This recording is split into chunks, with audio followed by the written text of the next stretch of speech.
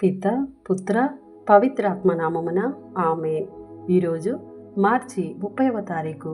లూకా సువార్త 4వ అధ్యాయము 16వ వచనము నుండి 21వ వచనం వరకు. తరువాత యేసు తాను పెరిగి పెద్దవాడైన నజరేతునకు వచ్చి అలవాటు చొప్పున విశ్రాంతి దినమున ప్రార్థనా మందిరమునకు వెళ్ళెను. అచ్చట ఆయన చదువుటకు నిలుచుండగా యెషయా ప్రవక్త గ్రంథమును ఆయనకు అందించిరి. ఆ గ్రంథమును తెరువగా ఆయనకు ఈ క్రింది వచనములు కనపడెను. ప్రభువు ఆత్మ నాపై ఉన్నది, పేదలకు సువార్తను బోధించుటకై ఆయన నన్ను అభిషేకించెను. చెరలోనున్న వారికి విడుదలను, గ్రుడ్డి వారికి చూపును కలిగించుటకును, పీడితులకు విమోచనమును కలగచేయుటకును, ప్రభుహితమైన సంవత్సరమును ప్రకటించుటకును ఆయన నన్ను పంపెను. యేసు గ్రంథమును మూసి పరిచారకునకు ఇచ్చి కూర్చుండెను.